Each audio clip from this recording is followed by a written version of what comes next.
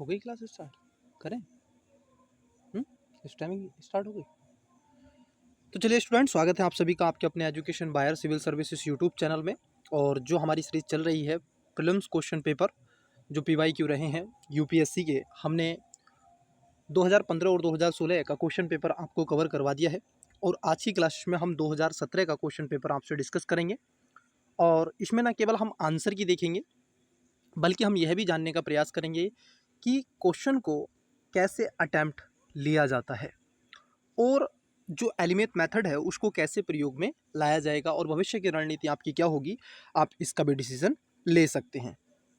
यहाँ तक कि स्टूडेंट्स आप यह भी इससे डिसाइड कर सकते हैं क्लास से कि आपका कितना सिलेबस कंप्लीट हुआ है और किस तरीके से आपने अध्ययन किया है। वो सारी चीज़ें आपको इसी क्लासेस में देखने के लिए मिलेंगी। हमने ये जो पेपर लिया है, मैं आपको बता दूं, यहाँ पर हमने ए लिया है, जो सीरीज़ ए थी वो हमने ली है।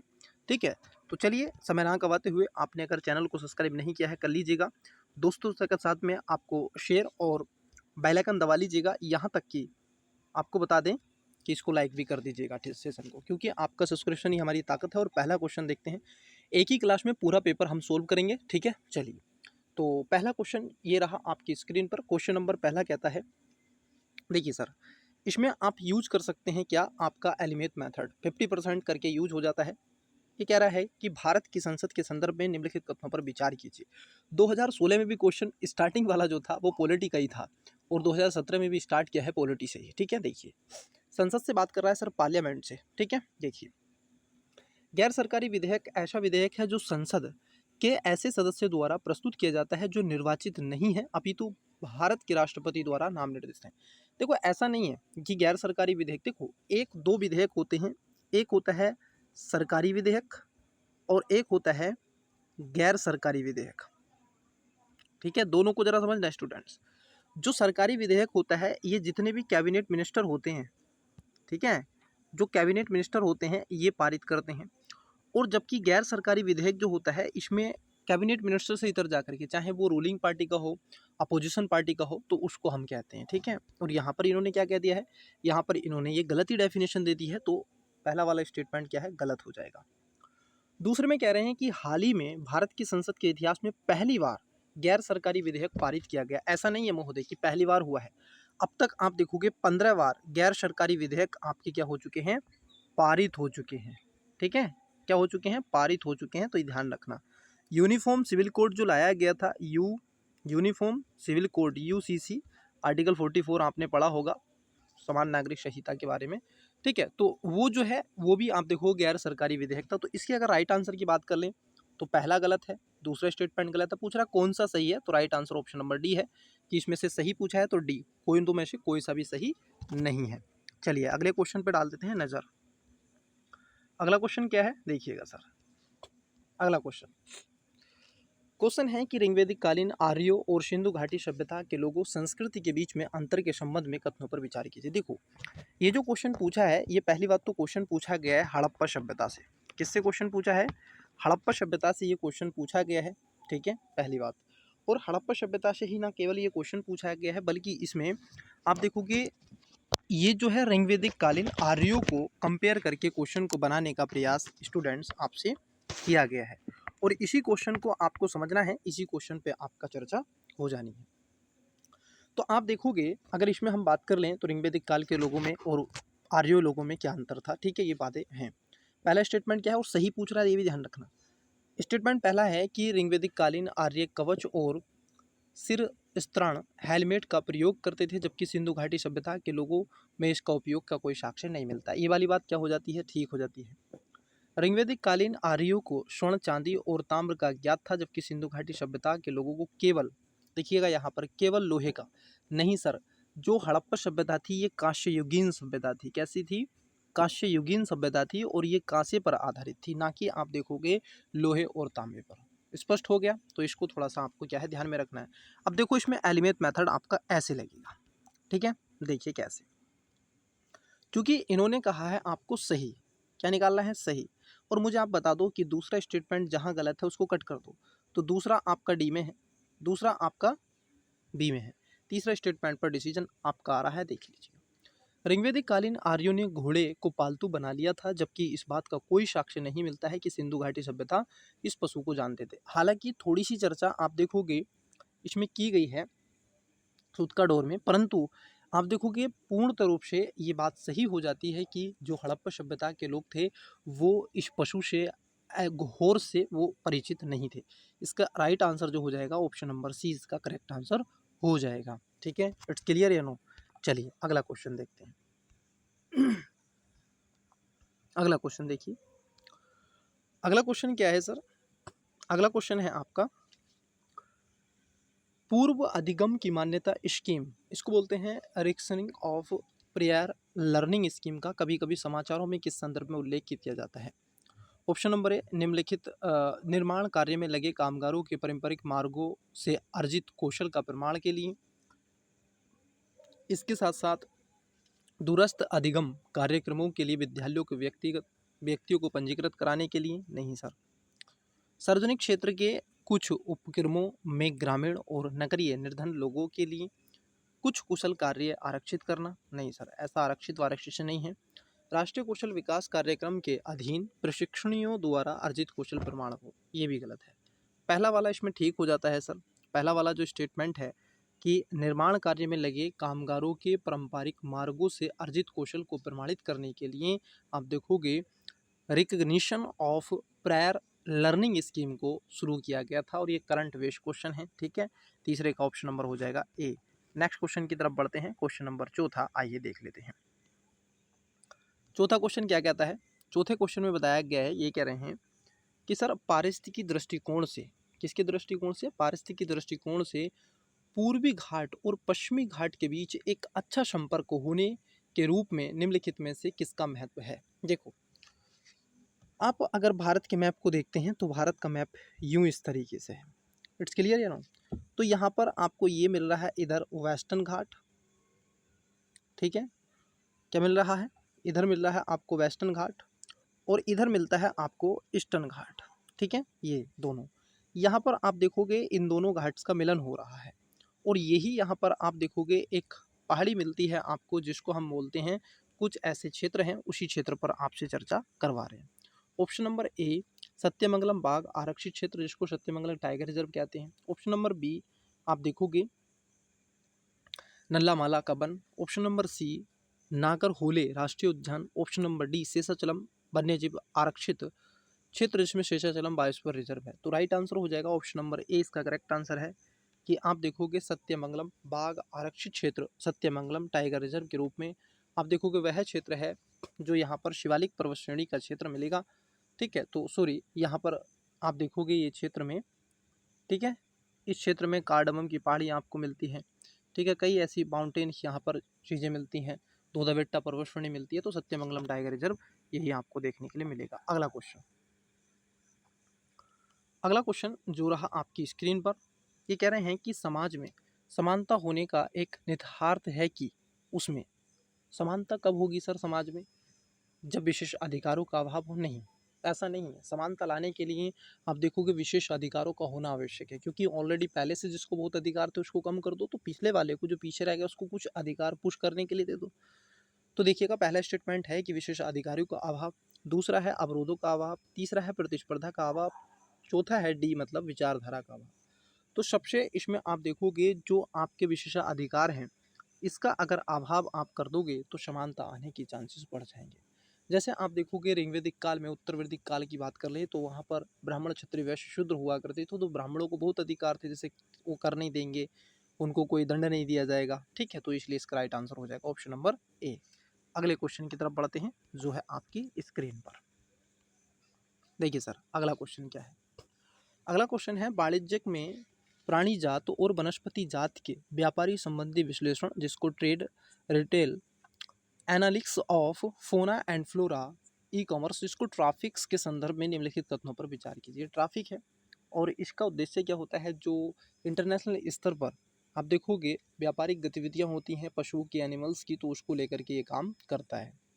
ऑप्शन नंबर आप देखोगे स्टेटमेंट 2 दे के रखें, आइए देखेंगे और यूज करेंगे एलिमेंट मेथड का। ठीक है, देखिए ट्रैफिक संयुक्त राष्ट्र पर्यावरण कार्यक्रम UNEP के अंतर्गत एक ब्यूरो है? नहीं सर, पहली बात तो ये इसके अंतर्गत नहीं आती है, ये एक स्वतंत्र गैर आप देखोगे क्या है, यूनाइटेड नेशन के अंतर्गत नहीं आती है, तो पहला वाला गलत है। दूसरा है ट्रैफिक का मिशन यह सुनिश्चित करना है कि वन्य पादपों और जंतुओं के व्यापार से प्रकृति के संरक्षण को खतरा ना हो। ये वाली बात क्या हो जाती है, ठीक हो जाती है। पहला जहाँ है वो गलत हो जाएगा, तो इसमें ए गलत होगा और सी गलत होगा। दूसरा ठीक है, तो बी इसका करेक्ट आंसर हो जाएगा। क्या आंसर हो जाएगा, बी इसका करेक्ट आंसर हो जाएगा। सही आपसे पूछा है। अगले क्वेश्चन की तरफ बढ़ते हैं जो रहा आपकी स्क्रीन पर। देखिए सर, पॉलिटी से क्वेश्चन है और क्वेश्चन क्या कह रहे हैं इसको भी समझिएगा। क्वेश्चन में बता क्या रहे हैं ये, क्वेश्चन में कह रहे हैं कि संविधान के किसके सर, संविधान के 42वें संशोधन द्वारा निम्नलिखित में से कौन सा सिद्धांत राज्य की नीति के निर्देशक तत्वों में जोड़ा गया था। ठीक है, 7वां क्वेश्चन में इस बात को रखा गया है कि 42वें संविधान से राज्य की नीति निर्देशक तत्व। देखिए डीपीएसपी की बात की गई है और डीपीएसपी जो है संविधान के भाग नंबर 4 में, और आर्टिकल की बात कर लें तो आर्टिकल आप देखोगे 36 से 51 तक इनकी चर्चा की गई है। ठीक है, चलिए अब इस पे ही क्वेश्चन आपसे पूछ लिए हैं कि 42वें संविधान संशोधन द्वारा निम्नलिखित में से कौन सा सिद्धांत राज्य की नीति के निर्देशक तत्वों में जोड़ा गया। ऑप्शन नंबर ए, पुरुष और स्त्री दोनों के लिए समान कार्य का समान वेतन। बी, उद्योगों के प्रबंधन में कामगारों की सहभागिता। सी, काम, शिक्षा और श्रमिक सहायता पाने का अधिकार। डी, श्रमिकों के निर्वहन योग्य वेतन एवं काम की मानवीय दशाओं को सुरक्षित करना। ऑप्शन नंबर आप देखोगे इसमें बी करेक्ट आंसर हो जाएगा कि उद्योगों के प्रबंधन में कामगारों की सहभागिता होनी चाहिए ताकि उससे चीज़ें और भी ज़्यादा इक्वल और सुनिश्चित हो सकें। ठीक है स्टूडेंट्स, चलिए अगला क्वेश्चन देखते हैं। अगला क्वेश्चन क्या है, अगला क्वेश्चन क्या बता रहे हैं, अगला क्वेश्चन में बताया गया है आपको क्वेश्चन नंबर 8, निम्नलिखित कथनों में से कौन सा सही है। ऑप्शन नंबर ए, अधिकार नागरिकों के विरुद्ध राज्य के दावे। देखो अधिकार जो हैं नागरिकों के विरुद्ध राज्य के दावे नहीं है, ये बात कर रहा है अधिकार का मतलब यहाँ पर इन्होंने बात करी है फंडामेंटल राइट्स की। और फंडामेंटल राइट्स किस में है, आप देखोगे भाग नंबर 3 में है। आर्टिकल आप देखोगे 12 से 35 तक हैं। ठीक है, 12 से 35 तक हैं। इन सब के अलावा अगर हम देखें फंडामेंटल राइट्स 12 से 35 तक हैं और यूएसए से हमने लिए हैं। कहाँ से लिए हैं, यूएसए से हमने इनको लिया है, यूएसए। ठीक है, इससे हमने लिया है। चलिए तो इसी पे क्वेश्चन पूछा है, तो भी पूछा है कौन सा सही है। अधिकार नागरिकों के विरुद्ध राज्य के दावे हैं, नहीं। अधिकार वे विशेष अधिकार हैं जो किसी राज्य, नहीं। अधिकार राज्य के विरुद्ध नागरिकों के दावे हैं। डी, अधिकार अधिकांश लोगों के विरुद्ध कुछ नागरिकों के विशेष अधिकार हैं, ऐसा नहीं है। अगर आपने फंडामेंटल राइट्स पढ़े हैं और उसमें लक्ष्मीकांत अगर आपने पढ़ा है तो आप पहले ही इस बात को समझ जाएंगे। बिल्कुल ऊपर ही लिखा गया है right answer option number C कि ये अधिकार जो हैं राज्य के विरुद्ध नागरिकों के दावे होते हैं। कोई भी नागरिक इनके खिलाफ आप देखोगे राज्य के खिलाफ जा सकता है, सुप्रीम कोर्ट, हाई कोर्ट। ठीक है, चलिए अगला क्वेश्चन देखते हैं जो रहा आपकी स्क्रीन पर। निम्नलिखित में से कौन विश्व के देशों के लिए सार्वभौमिक लैंगिक अंतराल सूचकांक ग्लोबल जेंडर गैप इंडेक्स को आप देखोगे श्रेणीक्रमण करता है। ये आपसे पूछा गया है कि इकोनॉमी से क्वेश्चन है। ठीक है, एक संस्था है उस पर क्वेश्चन पूछ रहा है जो आपका जेंडर गैप निकालता है। ठीक है, अब देखिए ऑप्शन नंबर ए, आर्थिक विश्व आर्थिक मंच। बी, यूएन मानव अधिकार परिषद। सी, यूएन वुमेन। और डी, विश्व स्वास्थ्य संगठन। राइट आंसर है ऑप्शन नंबर ए, आप देखोगे विश्व आर्थिक मंच, वर्ल्ड इकोनॉमी फोरम क्या करता है, ग्लोबल जेंडर गैप इंडेक्स को निकालता है। आपको एक होमवर्क हम दे रहे हैं महोदय, इसको ध्यान में रखना। 2024 वाला आपका ग्लोबल हंगर इंडेक्स में भारत की रैंकिंग कितनी है आपको बताना है, 126 या फिर 127। ठीक है, ये आपको बताना है कि कितनी है। चलिए सर अगले क्वेश्चन की तरफ जाते हैं, कमेंट्स बॉक्स में अवश्य बताइएगा। चलिए अगला क्वेश्चन, अगला क्वेश्चन है आपका जो 10वां क्वेश्चन है, स्मार्ट इंडिया हैकथॉन 2017 के संदर्भ में निम्नलिखित में से कौन सा ऐसे कथन सही है। हैकथॉन पूछा है सर, स्मार्ट इंडिया हैकथॉन 2017। अब इसमें स्टेटमेंट 3 दे के रखे हैं और इसमें एलिमेंट मेथड का आप यूज कर सकते हैं। देखिए कैसे, यह हमारे देश में प्रत्येक शहर को एक दशक में स्मार्ट सिटी के रूप में विकसित करने के लिए केंद्र द्वारा प्रायोजित एक स्कीम है। जरा समझना, हमारे देश में प्रत्येक शहर को मतलब कि जितने भी शहर हैं सबको क्या कर देगा, स्मार्ट सिटी में विकसित कर देगा। और कितने में, एक दशक में। क्या ये आपको कहीं से उचित लगता है? बताइएगा ज़रा, क्या आपको ये कहीं से स्टेटमेंट गर करता है? नहीं सर, ये गलत है। प्रति एक बात की गई है और 1 दशक में। 10 साल में आप स्मार्ट सिटी बना लोगे शहरों की, तो गलत है। अब जहाँ पर 1 है वो कट कर दीजिएगा, तो 1 तो नहीं होगा। अब देखो, आपको एलिमेंट मेथड लगाना है। 2 इसमें सही है, लेकिन तीसरे पे पढ़ते हैं। यह कार्यक्रम है जिसका लक्ष्य 1 दशक में हमारे देश के सभी वित्तीय लेन-देन को पूरी तरह डिजिटल करना है। क्या ऐसा है? नहीं सर। अब देखो, तीसरा भी गलत हो गया, तो ये गलत, ये गलत। अब आ जाइए दूसरे स्टेटमेंट पे। यह हमारे देश की अनेक समस्याओं का समाधान करने के लिए नई डिजिटल प्रौद्योगिकी नवप्रवर्तनों के अभिज्ञान की एक पहल है। यही क्या है आपका, ठीक हो जाएगा। तो राइट आंसर हो जाएगा option number B is the correct answer. ठीक है, चलिए अगले क्वेश्चन की तरफ बढ़ते हैं। आई होप आपको चीज़ें विजुअल और ऑडिबल दोनों हो रही हैं। मैं आपको एक और बात बता दूं स्टूडेंट्स, आप क्वेश्चन को अटैम्प्ट करने से पहले वीडियो को पॉज कर लीजिएगा, ताकि आप भी क्वेश्चन को लगा सकें और उसको अटैम्प्ट कर सकें। ठीक है, अगला क्वेश्चन है मौद्रिक नीति समिति, जिसको बोलते हैं मॉनेटरी पॉलिसी कमेटी, MPC, के संबंध में निम्नलिखित कथनों में से कौन सा कथन सही है? ठीक है, अब देखिए क्या है। 3 स्टेटमेंट देके रखे हैं और सही आपसे पूछा है। यह RBI की मानक बेंचमार्क ब्याज दरों का निर्धारण करती है। क्या ये वाली बात है? दूसरे में कह रहे हैं यह 12 सदस्यीय निकाय है जिसमें RBI का गवर्नर शामिल होता है तथा प्रत्येक वर्ष इसका पुनर्गठन किया जाता है। देखो, पहली बात तो इसमें 12 सदस्य नहीं होते हैं, इसके अंदर 6 सदस्य होते हैं। 3 ही इसमें गवर्नमेंट से होते हैं और 3 ही सदस्य है। आप देखोगे 3 ही मेंबर, सॉरी 1 सेकेंड, जो 3 ही मेंबर होते हैं वो RBI से होते हैं। ठीक है, ये भी आपको पता होना चाहिए। तो ये तो आपका क्या हो गया, गलत हो गया। तो आपका ये वाला गलत है। और दूसरी बात, प्रत्येक वर्ष में इसका पुनर्गठन नहीं होता है सर। हर ये आप देखोगे 3 महीने में होता है। हालांकि 2 महीने में ये अपने कर लेती है, बैठक होती है, फिर रिपोर्ट देती है। तो 4 रिपोर्ट ये निकालती है। यह केंद्रीय वित्त मंत्री की अध्यक्षता में कार्य करती है। हाँ, ये बात एकदम ठीक है, ये केंद्रीय वित्त मंत्री की अध्यक्षता में कार्य करती है, इसमें कोई दुराग्रह नहीं हो जाता है। ठीक है, इस बात को आपको क्या होना पड़ेगा, देखना पड़ेगा। ऐसा है क्या? नहीं सर, ये केंद्रीय वित्त मंत्री नहीं, RBI के जो गवर्नर होते हैं, गवर्नर की अध्यक्षता में ये काम करती है। हाँ, इसके अंतर्गत आप देखोगे जो फाइनेंस मिनिस्टर है वो इसमें पार्टिसिपेट करता है। इसलिए आप देखोगे 2 और 3 गलत है, और जहाँ 2 और 3 है ये गलत हो गए, तो आंसर आपका क्या आ गया, option number A is the correct answer आ गया। अगले क्वेश्चन की तरफ बढ़ते हैं। चलिए आइए, अगला क्वेश्चन है मणिपुरी। आप देखोगे जो संकीर्तन के संदर्भ में कथनों पर विचार कीजिए।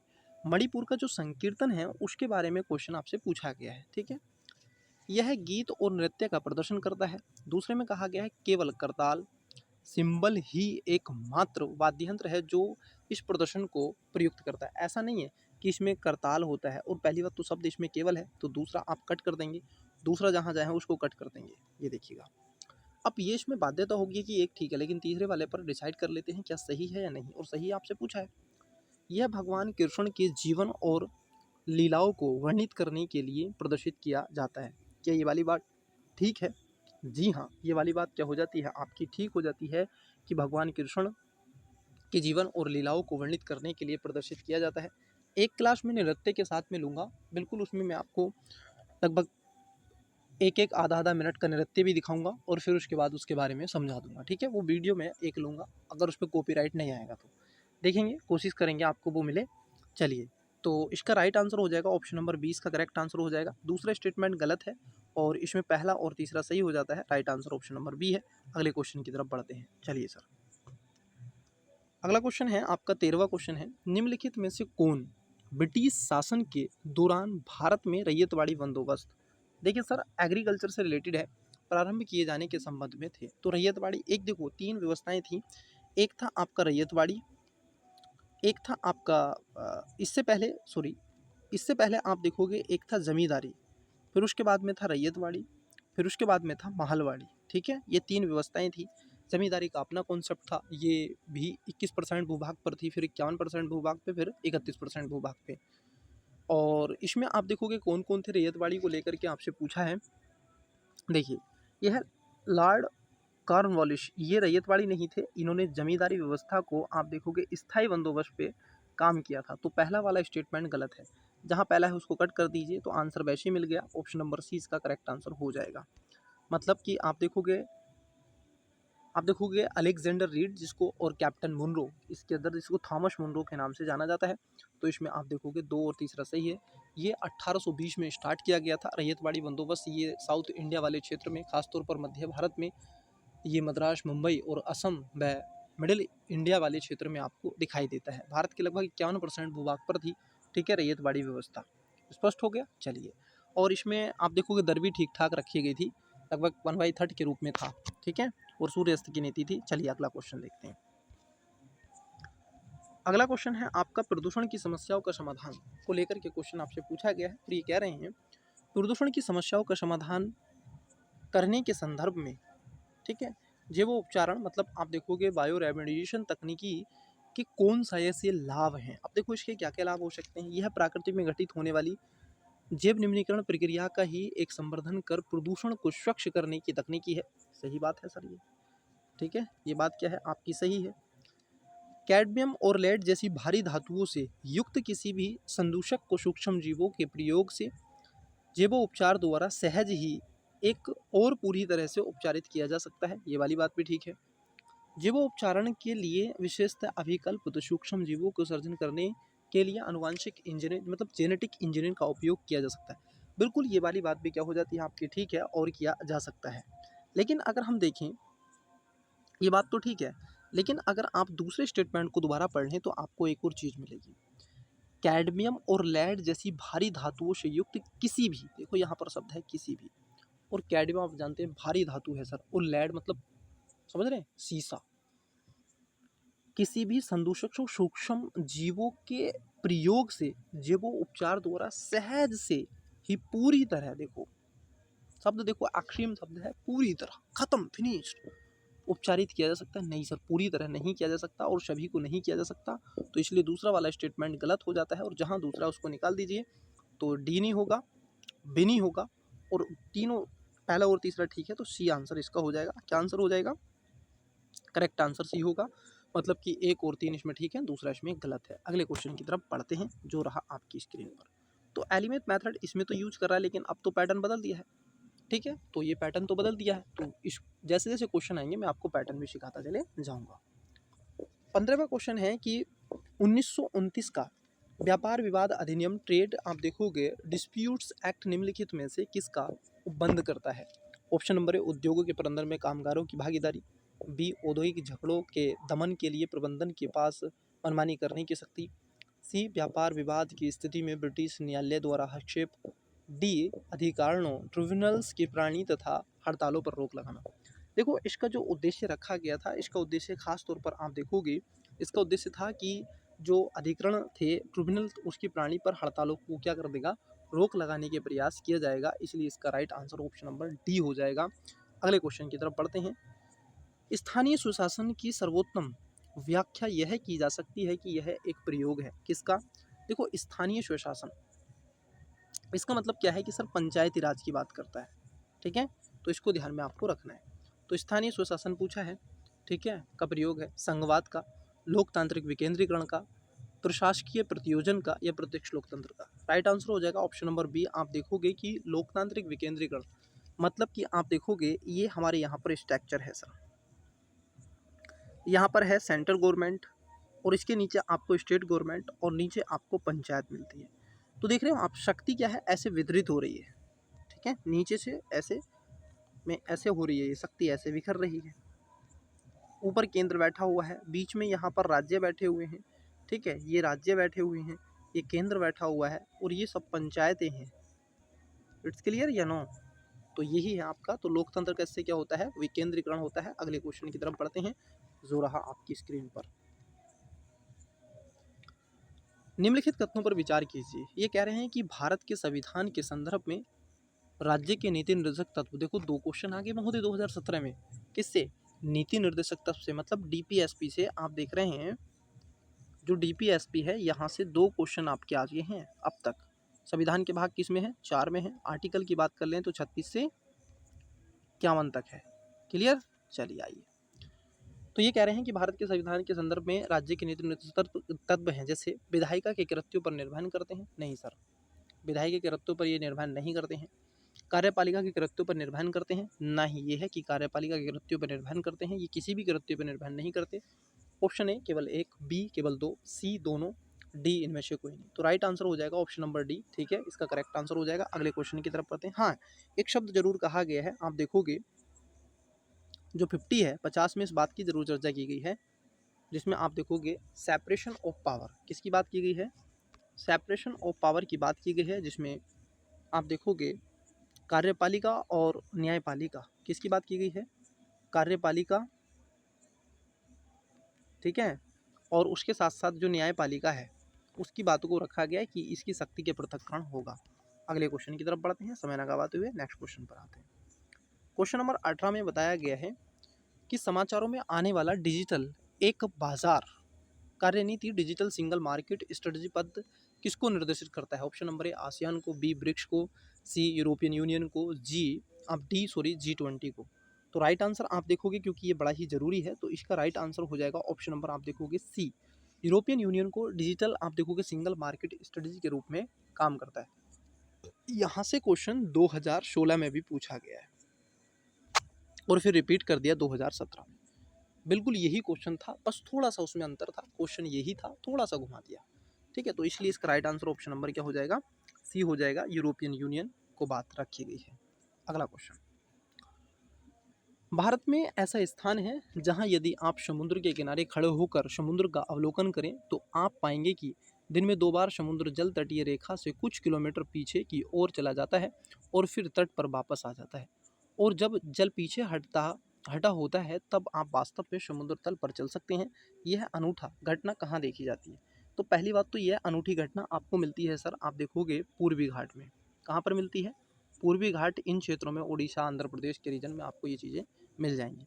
ऑप्शन नंबर ए आप देखोगे भावन नगर, मतलब आप देखोगे भावनगर में, बी भीमुनीपट्टनम में, सी चांदीपुर में, या डी नागपट्टनम में। तो राइट आंसर आप देखोगे इसका हो जाएगा ऑप्शन नंबर सी, इसका करेक्ट आंसर हो जाएगा। जो चांदीपुरम है वहाँ पर आपको ये चीज़ें देखने के लिए मिलेंगी, ठीक है, जहाँ पर ओशन बहुत दूर चला जाता है, 2 किलोमीटर तक के पीछे आप देखोगे चला जाता है, फिर आप आराम से चल सकते हैं, ऐसी चीज़ें भी देखने के लिए आपको मिलती हैं, ठीक है। तो आप कभी जाइएगा और उड़ीसा में घूमिएगा सर, चांदीपुरम।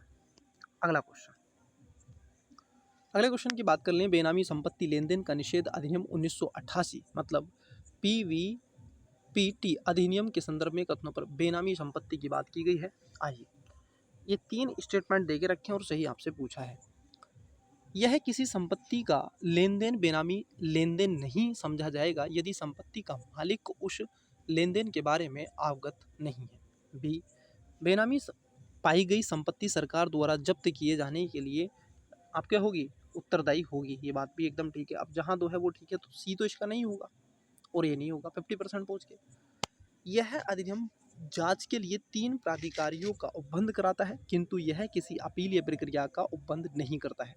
क्या ये वाली बात इसमें ठीक हो जाती है, जी नहीं, ऐसी बात इसमें नहीं कही गई है। और जब तीसरा भी आपका गलत है तो डी हो गया इसमें गलत, तो बी इसका करेक्ट आंसर हो जाएगा, ठीक है। इसका करेक्ट आंसर बी हो जाएगा कि बेनामी में पाई गई संपत्तियां सरकार द्वारा जब्त किए जाने के लिए उत्तरदायी होती हैं। बी इसका करेक्ट आंसर है। अगला क्वेश्चन की तरफ बढ़ते हैं, आइए। क्वेश्चन नंबर 21 है। अब देखो 21 में क्या कहता है, ठीक है, मैं आपको बता दूं, अगर आप भी चाहते हैं अपने स्तर पर सोल्व करना तो आप पहले क्या कर लीजिएगा, वीडियो को पॉज करके क्वेश्चन को पढ़ लीजिएगा, फिर आप बताइएगा कि आपका गलत हुआ है कि राइट, वो मिला लीजिएगा जब मैं आपको बताता हूँ सोल्यूशन में। कुछ कारणोंवश यदि तितलियां की जाति स्पीशीज की संख्या में बड़ी गिरावट होती है तो इसका क्या संभावित परिणाम क्या हो सकता है या सकते हैं। देखो, यदि तितलियां, मान लीजिए जो तितली हैं उनकी संख्या कम हो जाए तो इससे एक पोलिगेशन प्रक्रिया होती है जो कि पेड़ पौधों में होती है, ठीक है। ये क्या करती हैं, जैसे 2 पेड़ हैं, एक ये पेड़ है, एक ये पेड़ है, ठीक है, ऐसे 2 पेड़ हैं, तो तितली यहाँ पे बैठेगी, यहाँ चली जाएगी, यहाँ वाली तितली यहाँ चली जाएगी, तो ऐसे पोलिगेशन करवाती है। उसके आप देखोगे अंडाणु डालती रहती है इधर उधर, तो पाँव में चिपका करके, तो पोलिगेशन होता है। तो वही आपसे पूछा है। कुछ पौधों के परागण पर प्रतिकूल प्रभाव पड़ सकता है, बिल्कुल पड़ सकता है। कुछ कृषि पौधों की कवक के संक्रमण प्रचंड रूप से बढ़ सकती है। हाँ, इसमें थोड़ा सा मुझे इस बात का संदेह है कि ऐसा हो तो सकता है, परंतु डायरेक्टली नहीं होगा, ठीक है।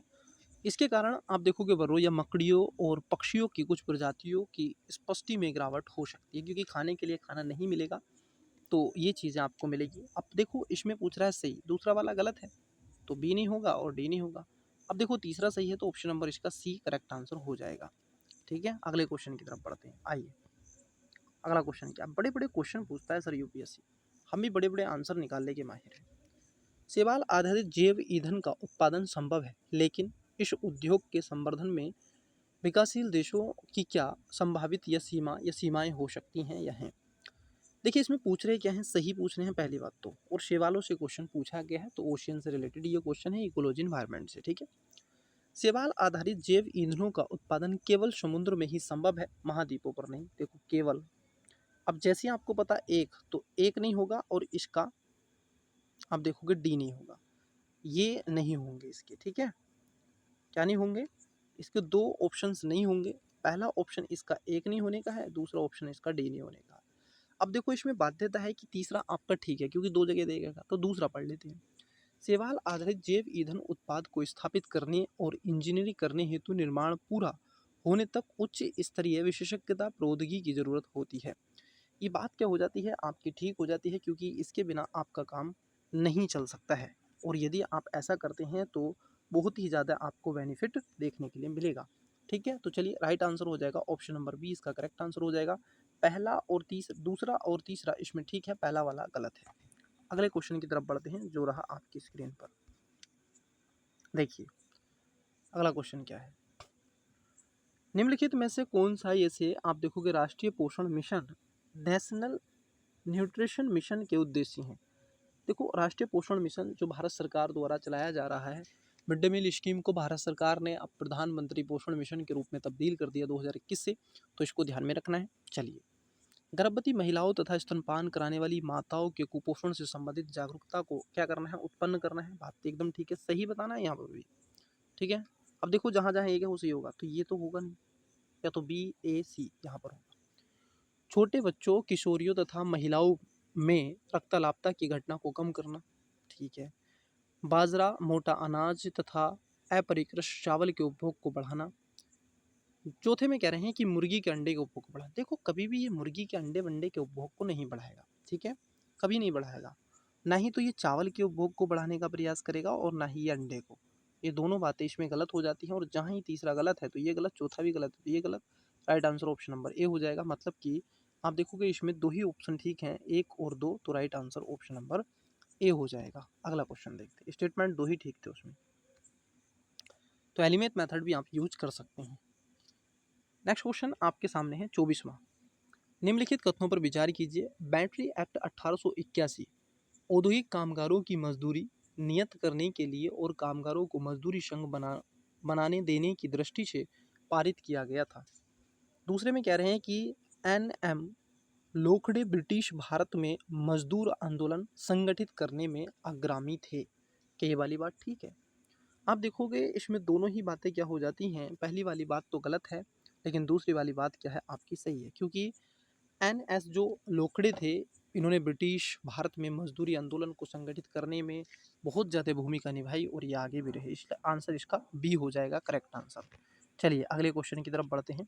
अगला क्वेश्चन क्या है, यहाँ पर एलिमेंट मेथड आपका यूज होगा। देखिए सर, कार्बन डाइऑक्साइड में आप देखोगे मानवविद उत्सर्जनों के कारण आसन्न भूमंडलीय तापन के न्यूनीकरण के संदर्भ में कार्बन प्रच्छादन हेतु निम्नलिखित में से कौन सा ऐसे संभावित स्थान हो सकता है, सकते हैं। पहला, परित्यय एवं गैर लाभकारी कोयला संस्थान। दूसरा, नी शेष तेल एवं गैस भंडार। तीसरा, भूमिगत आप देखोगे गंभीर लवणीय सेल समूह। अब पूछ रहा है सही, अब आपसे पूछा है सर सही, तो इसमें क्या है आपके तीनों बातें क्या हो जाती हैं, ठीक हो जाती हैं, और तीनों ठीक हो जाती है तो right answer option number D हो जाएगा। अगले क्वेश्चन की तरफ बढ़ते हैं। चलिए अगला क्वेश्चन क्या है, क्वेश्चन नंबर 26वां आपकी स्क्रीन पर आपको विजिबल हो रहा है।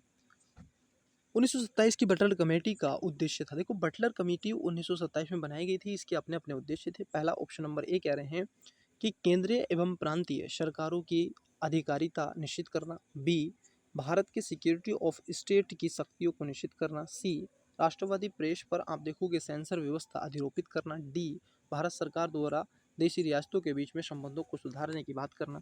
इसका जो मूलभूत उद्देश्य रखा था, इनका उद्देश्य था कि भारत सरकार के साथ साथ आप देखोगे जो कि देशी रजवाड़े हैं, उनके संबंधों को अगर सही किया जाए, उन संबंधों को सुधारा जाए तो चीज़ें स्पष्ट हो जाएंगी।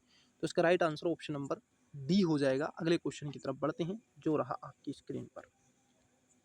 देखिए क्वेश्चन नंबर 27 है, कभी कभी समाचारों में दिखाई पड़ने वाले घरेलू अंश आवश्यकता डोमेस्टिक कंटेंट रिक्वायरमेंट पद का संबंध किससे है?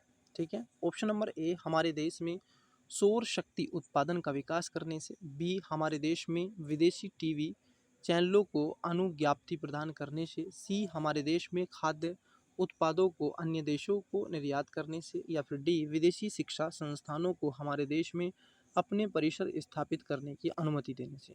अब देखो ये पूछ रहा है कि घरेलू अंश की बात कर रहा है, कमोडिटी कंटेंट रिक्वायरमेंट की बात कर रहा है, तो ये जो बात की गई है, ये बात की गई है कि हमारे देश में सौर शक्ति उत्पादन के विकास को बढ़ावा देने की बात हो रही है।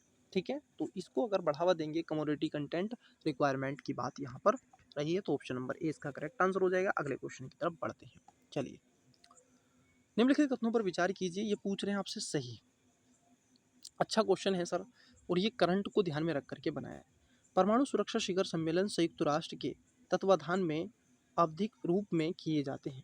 ऑप्शन नंबर बी कहता है, सॉरी स्टेटमेंट बी कहता है, विखंडनीय सामग्रियों पर अंतर्राष्ट्रीय पैनल अंतर्राष्ट्रीय परमाणु ऊर्जा अभिकरण का एक अंग है। क्या ये वाली बात ठीक है कि ये इसका अंग है या नहीं? नहीं सर, इसमें दोनों ही बातें क्या हैं, गलत है। कि जो परमाणु सुरक्षा शिखर सम्मेलन है, ठीक है, ये संयुक्त राष्ट्र के तत्वाधान के रूप में नहीं होता है। पहली बात तो ये ध्यान में रखना है, ये गलत है। दूसरा जो बात कही है कि जो विखंडनीय सामग्रियों पर अंतर्राष्ट्रीय जो पैनल हैं उनको लेकर के अंतर्राष्ट्रीय परमाणु ऊर्जा के आविष्करण के अंग है, नहीं सर, ये भी इसका अंग नहीं है। तो दोनों बातें क्या हो जाती है, इसमें गलत है। Right answer option number D, ना तो एक और ना ही दो इसमें सही है। ठीक है, दोनों में से कोई भी सही नहीं है। आइए अगला क्वेश्चन। अगला क्वेश्चन क्या है? क्वेश्चन है कि निम्नलिखित में से कौन राष्ट्रीय पेंशन प्रणाली एनपीएस, ठीक है, में नेशनल पेंशन जो सिस्टम है उसको सम्मिलित किया गया? देखो मैं आपको एक और बात बता दूं, एक चलता था ओल्ड पेंशन, ओपीएस चलता था, फिर आप देखोगे एनपीएस चलता है, अब इसी में एक आ गया यूपीएस, यूनिफाइड। अब दोनों का क्या है, ये कंपाइल है। ठीक है, इसको ध्यान में रखना है। अभी ये करंट में चल रहा है, तो थोड़ा सा आपको ये ध्यान में रहना चाहिए। क्लियर? चलिए अगला क्वेश्चन देखते हैं। तो क्वेश्चन है, निम्नलिखित में से कौन राष्ट्रीय पेंशन प्रणाली एनपीएस में सम्मिलित हो सकता है?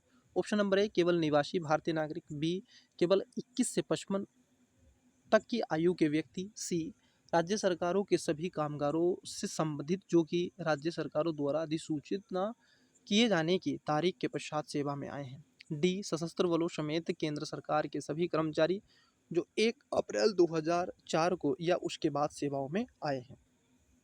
राइट आंसर हो जाएगा ऑप्शन नंबर डी, इसका करेक्ट आंसर हो जाएगा सर। ठीक है, सॉरी डी नहीं है, सॉरी डी नहीं है, इसका आंसर सी है, क्योंकि सी और डी कभी कभी एक सा निकलता है।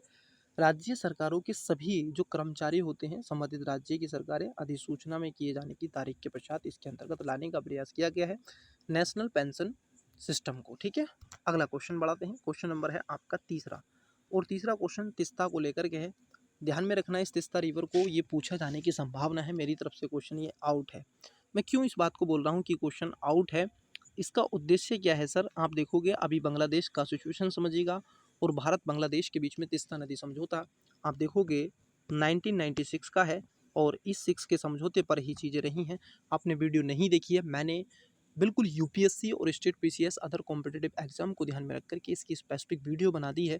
ठीक है, भारत बांग्लादेश, जिसमें हमने उसके मैपिंग की बात की है, रिवर की बात की है, और उसके मैंस में भी जो सिचुएशन हो सकती है अंतर्राष्ट्रीय स्तर पर, उस पर भी मैंने आपसे बात की है। तो जाइएगा, वो इसी पर एजुकेशन बायर पर आपको वीडियो मिल जाएगा। आइए, तीस्ता नदी के संदर्भ में निम्नलिखित कथनों पर विचार कीजिए। अब देखो इसमें कह रहे हैं कि सही, तीस्ता नदी का उद्गम वहीं से होता है जो ब्रह्मपुत्र का, लेकिन यह सिक्किम से होकर बहती है। क्या ये वाली बात ठीक है कि तीस्ता नदी वहाँ से होकर के बहती है? जी नहीं, ऐसा नहीं है कि इसका उद्गम भी वहीं से होता है और यहाँ से। तो जहाँ पर एक है उसको कट कर दीजिएगा, तो ए और डी तो खत्म हो गए। अब देखिए दूसरा इसमें बाध्यता है, देखो दो जगह बी में भी है और सी में भी है। तीसरा पढ़ लीजिए, दूसरा मत पढ़िएगा। तीस्ता नदी भारत तथा बांग्लादेश की सीमा पर बंगाल की खाड़ी में मिल जाती है। नहीं, बंगाल की खाड़ी में नहीं मिलती है, ये ऊपर ही आप देखोगे मिलती है। बंगाल की खाड़ी में जाकर के तो ये आप देखोगे अलग चली जाती है। तो तीसरा वाला भी गलत है। जहाँ तीसरा वाला गलत है, ऑप्शन नंबर 20 का करेक्ट आंसर हो जाएगा। मतलब केवल दूसरा ठीक है कि रंगीत नदी की उत्पत्ति सिक्किम में होती है और तीस्ता नदी की एक सहायक नदियों में से ये जानी जाती है। तो इसका right answer option number B हो जाएगा। अगले क्वेश्चन की बात कर रहे हैं जो रहा आपकी स्क्रीन पर क्वेश्चन नंबर 31। अब देखो ये बड़ा छुटकू सा क्वेश्चन लग रहा है आपको, है ना। चलिए निम्नलिखित कथनों पर विचार कीजिए। क्वेश्चन नंबर 31 है और कह रहे हैं सही, मतलब उष्णकटिबंधीय प्रदेशों में जीका वायरस रोग उसी मच्छर द्वारा संचारित होता है जिससे डेंगू संचारित होता है। दूसरा स्टेटमेंट कहता है जीका वायरस रोग का लैंगिक संचरण होना संभव है। क्या ये वाली बात ठीक है? ऑप्शन नंबर ए केवल एक, बी केवल दो, सी एक और दो दोनों, डी ना तो एक ना ही दो। अब देखो इसका जो राइट आंसर की अगर हम बात कर लें तो इसमें दोनों बातें क्या हो जाती हैं, ठीक हो जाती हैं। क्योंकि उष्णकटिबंधीय प्रदेशों में इस वायरस आप देखोगे, देखने के लिए जीका वायरस आपको मिलेगा। उष्णकटिबंधीय क्षेत्र आप अगर पृथ्वी की बात कर लें, मैं आपको यहाँ पर समझा देता हूँ ताकि आप इस चीज़ को जान सकें। देखिए इसको थोड़ा जूम कर लेते हैं ताकि आपको मैं समझा सकूँ। ज़रा समझना स्टूडेंट्स, मैं यहाँ पर अर्थ शो कर रहा हूँ, ये पृथ्वी है और यहाँ पर इक्वेटर है, 0 डिग्री है, ठीक है। अब ये मैंने एक 30 डिग्री नॉर्थ, 30 डिग्री साउथ। अब ज़रा यहाँ पर समझना, ये एक मैं रीजन बना रहा हूँ बीच का, यही जो रीजन है उष्णकटिबंधीय क्षेत्र है। देखो स्टूडेंट्स है क्या, इस क्षेत्र में टेम्परेचर भी ज़्यादा है। यहाँ पर क्या है आप देखोगे, टेम्परेचर भी ज़्यादा है और उसके साथ साथ जो रेनफॉल है वो भी ज़्यादा है।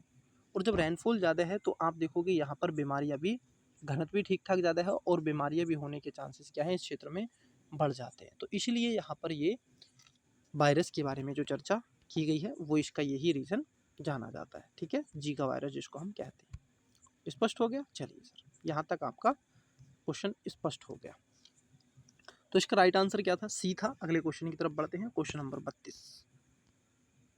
क्वेश्चन नंबर 32 क्या कह रहा है? 32 क्वेश्चन में कहा गया है कि निम्नलिखित कथनों पर विचार कीजिए, और यहाँ पर भी सही पूछ रहा है। मैंने आपको फिर से बता दूं, यूपीएससी पॉजिटिवली ज़्यादा रहता है, सही आपसे ज़्यादा पूछता है। और स्टेट पीसीएस, खासतौर यूपी पीसीएस का मैंने एग्जाम भी आपको सोल्व करवाए हैं, पेपर भी जीएस के, तो वहाँ पर नहीं है, गलत रोंग पूछ रहा है, ठीक है। तो अब देखिए, देख लेते हैं इसके बारे में। मोटर वाहनों के टायरों और ट्यूबों के लिए भारतीय मानक ब्यूरो BIS का मानक चिन्ह अनिवार्य है। जी में कहा गया है दूसरे में कि एजी मार्क खाद्य एवं कृषि संगठन FOA द्वारा जारी गुणवत्ता प्रमाण पत्र है। अब इसमें पूछ रहा है कौन सा सही है। ऑप्शन नंबर ए केवल एक, बी केवल दो, सी एक और दो दोनों, डी ना तो एक ना ही दो। तो राइट आंसर हो जाएगा ऑप्शन नंबर ए, इसका करेक्ट आंसर है। क्योंकि जो एजी मार्क होता है ये खाद्य और कृषि संगठन के तहत नहीं आता है सर, ठीक है। चलिए, ये तो कॉमर्शियल मिनिस्ट्री वगैरह के अंतर आएगा, तो इसका आंसर क्या हो जाएगा? ए हो जाएगा। अगले क्वेश्चन की तरफ बढ़ते हैं। चलिए सर, राष्ट्रीय कृषि बाजार नेशनल एग्रीकल्चर मार्केट स्कीम को क्रियान्वित करने का या क्या लाभ है? देखो, जो नेशनल एग्रीकल्चर मार्केट है, अब क्यों वो लाई गई, उसके कुछ अपने उद्देश्य होंगे और उसमें भी सही पूछ रहा है। देखिए, यह कृषि वस्तुओं के लिए सर्व भारतीय इलेक्ट्रॉनिक्स व्यापार पोर्टल के रूप में रखा गया है, बिल्कुल सही है। यह कृषकों के लिए राष्ट्रव्यापी बाजार सुलभ कराता है और जिसमें उनके उत्पाद की गुणवत्ता के अनुरूप कीमत मिल सकती है और मिल भी जाती है। तो ये भी बात यहाँ पर क्या हो जाती है, ठीक हो जाती है। पूछ रहा है सही। ऑप्शन नंबर ए केवल एक, बी केवल दो, सी एक और दो दोनों, डी ना तो एक ना ही दो। तो राइट आंसर इसमें सी हो जाएगा सर। दोनों ही बातें इसकी क्या है, आपकी ठीक हो जाती हैं। अगले क्वेश्चन की बात कर लेते हैं। अगला क्वेश्चन आपसे पूछा गया है बौद्धिक संपदा। राष्ट्रीय बौद्धिक संपदा अधिकार नीति, नेशनल आप देखोगे स्ट्रक्चरल प्रॉपर्टी राइट्स पॉलिसी के संदर्भ में निम्नलिखित कथनों पर विचार कीजिए। पूछ रहा है कौन सा ये से सही है। देखिए सर, स्टेटमेंट एक कह रहा है यह दोहा विकास एजेंडा और ट्रिप्स समझौते के प्रति भारत की प्रतिबद्धता को दोहराता है।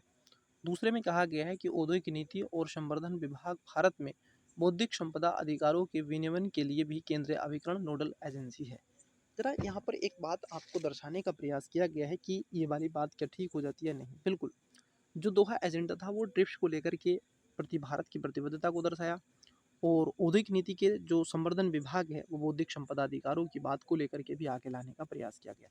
तो दोनों बातें इसमें क्या हो जाती हैं, ठीक हो जाती हैं। राइट आंसर ऑप्शन नंबर क्या हो जाएगा? सी हो जाएगा। आइए अगले क्वेश्चन की तरफ बढ़ते हैं। क्वेश्चन नंबर आप देखोगे 35 क्वेश्चन है, ठीक है। आपकी स्क्रीन पर आपको क्वेश्चन विजिबल हो रहा है।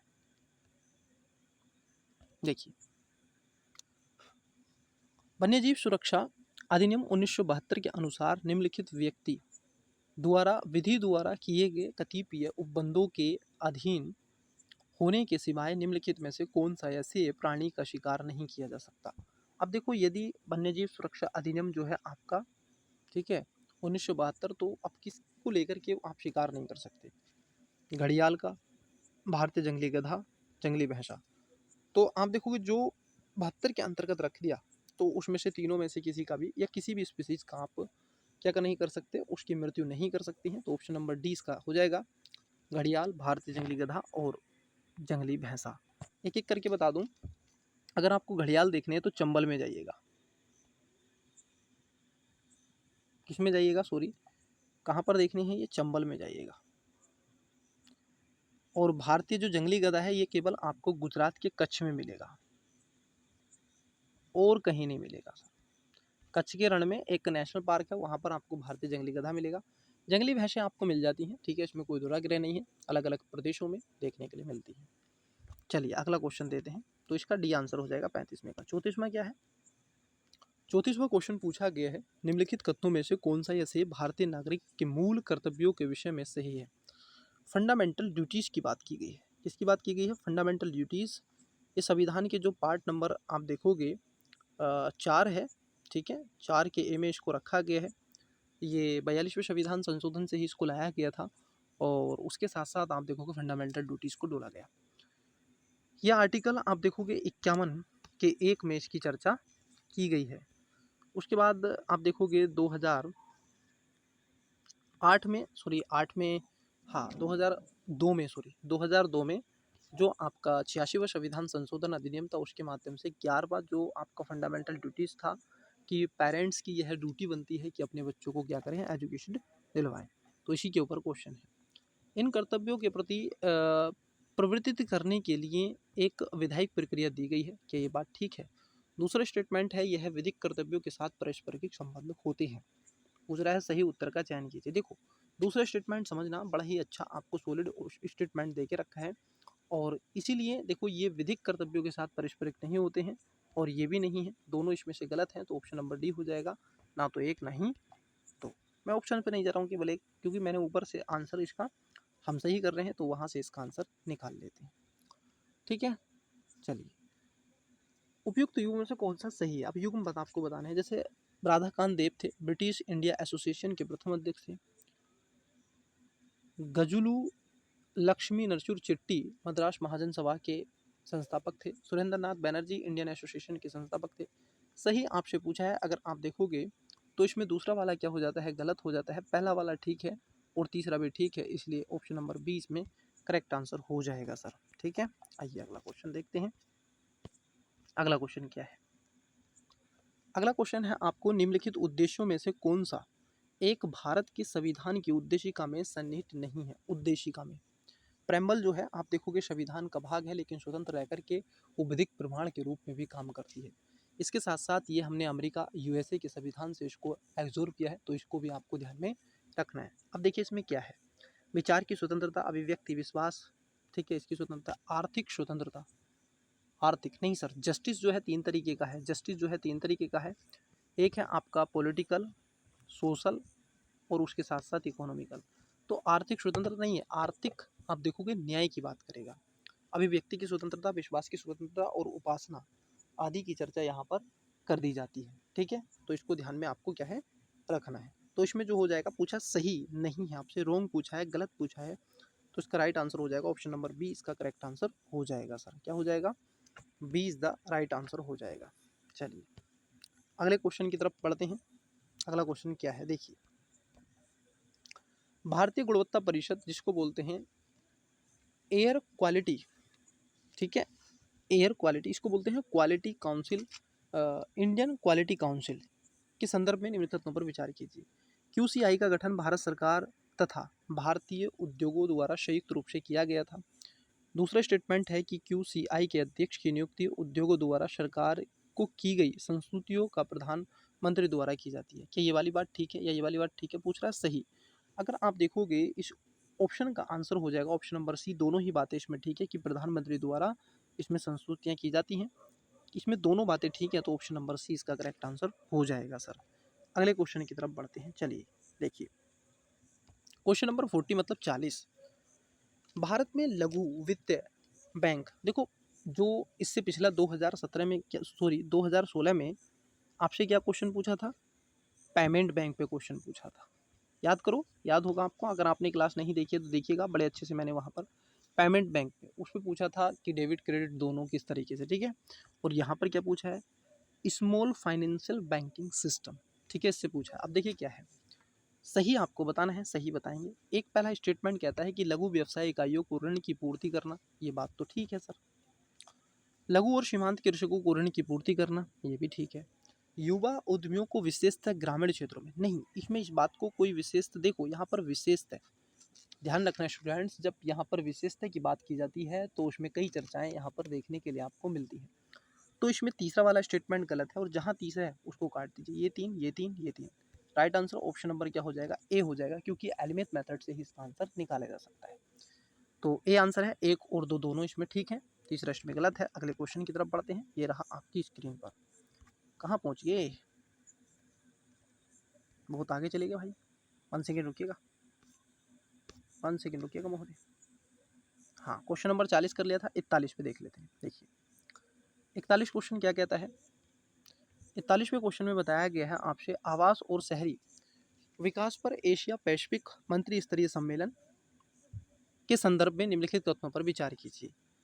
अगर हम देखें, दो स्टेटमेंट देखे रखे हैं। प्रथम है APMCHUD भारत में 2006 में संपन्न हुआ, जिसका विषय उभरते शहरी रूप, नीति, प्रतिक्रियाएं और शासन संरचना था।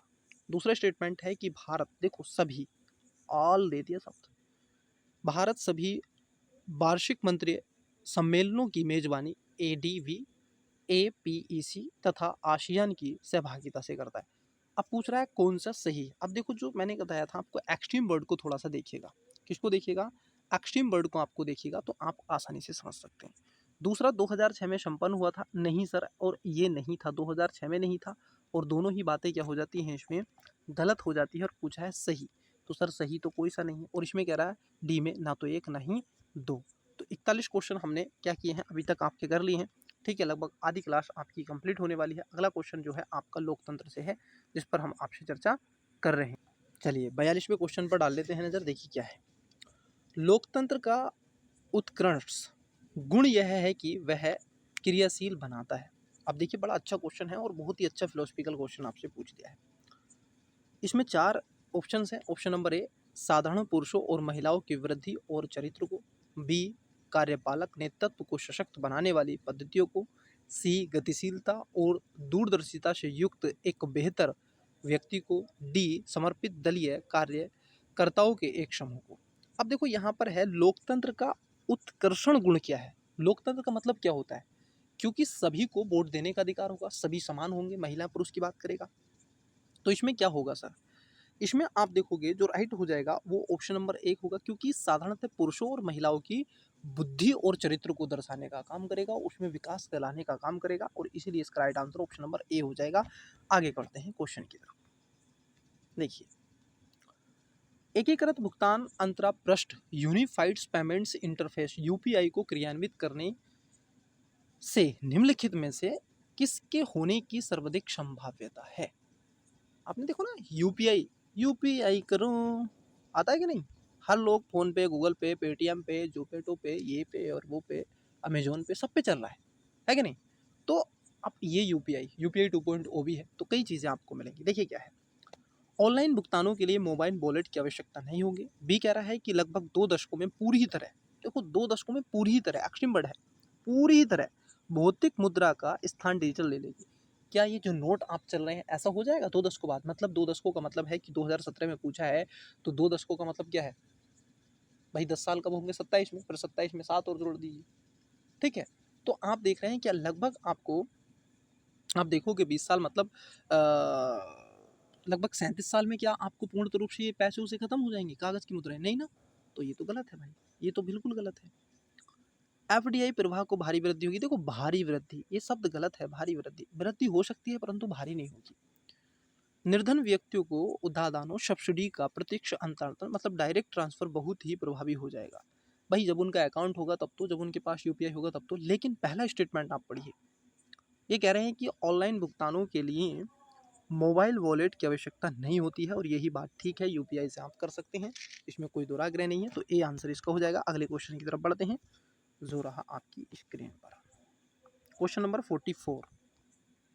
अगला क्वेश्चन देखिए, कभी कभी समाचारों में इवेंट होराइजन, सिंगुलेटरी, रिस्ट्रिक्शन थियरी और स्टैंडर्ड मॉडल जैसे शब्द किस संदर्भ में आते हैं? अब देखिए, बड़े ही ये शब्दों को दर्शाने का प्रयास किया गया है।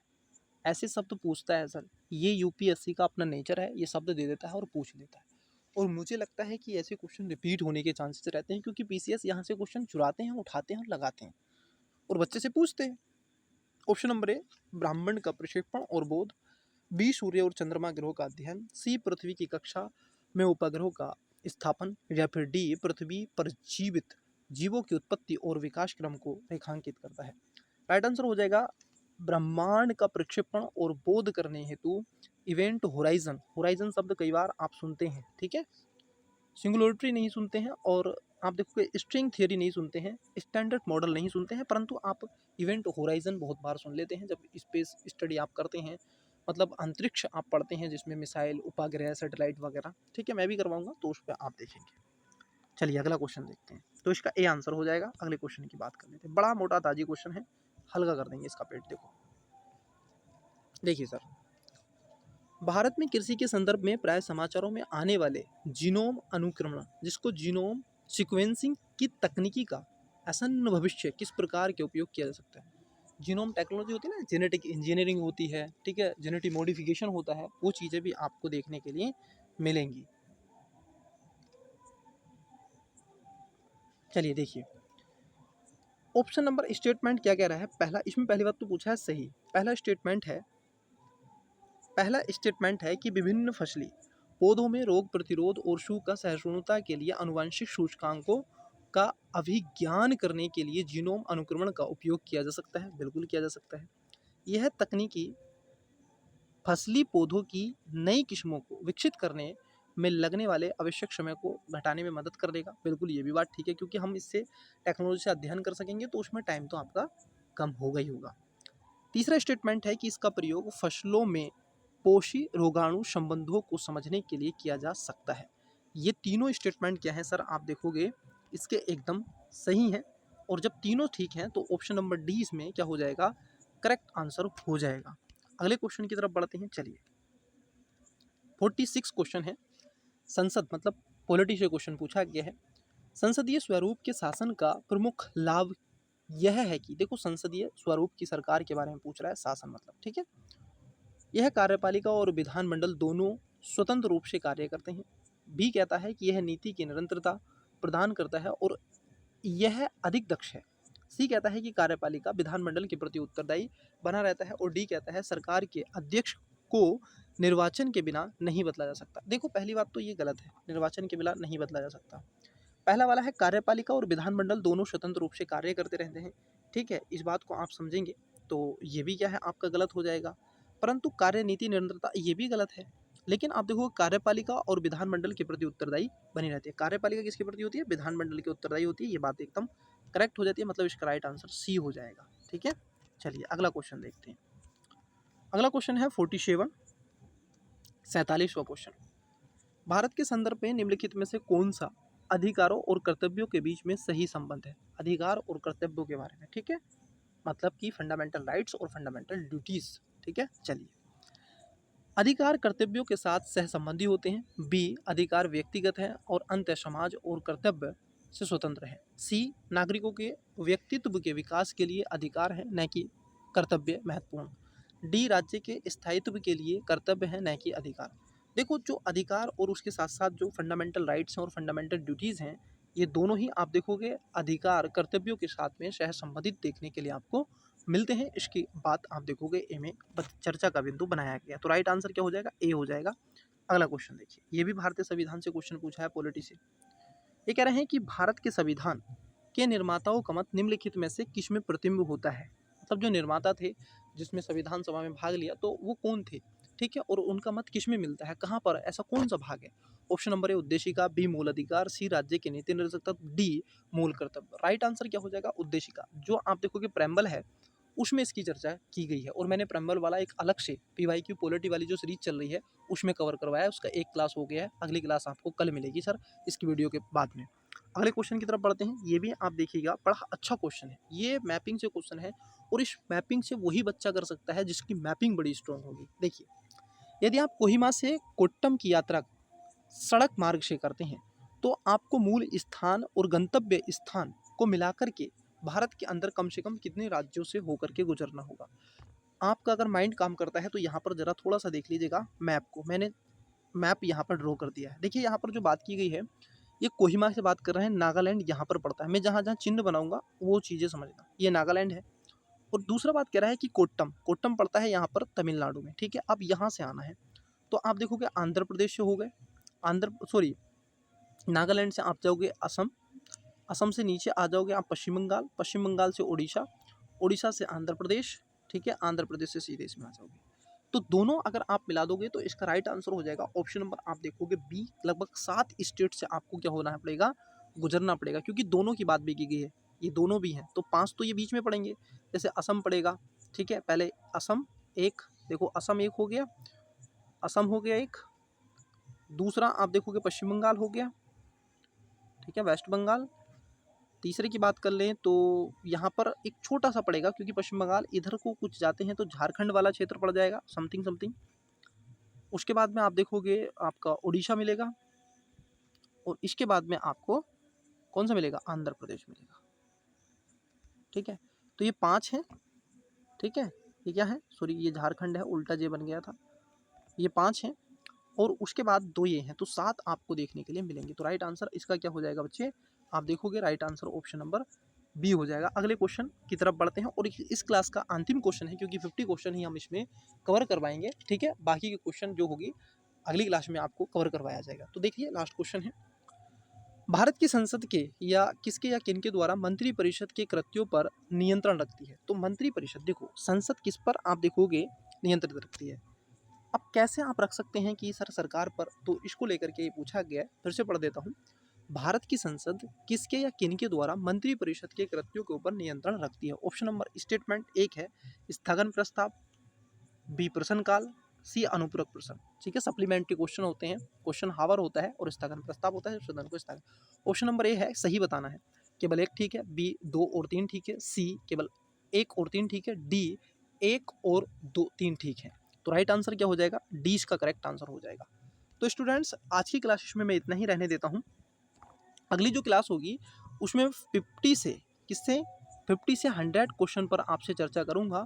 आपने अगर सेशन को लाइक नहीं किया है तो कर दीजिएगा, सब्सक्राइब कर लीजिएगा और दोस्तों के साथ में इसको शेयर कर लीजिएगा। मिलता हूँ अगली क्लासेस में इसके एक अगले पार्ट में, तब तक के लिए धन्यवाद। मन लगा के पढ़ते रहिएगा, बेस्ट ऑफ लक, बाय।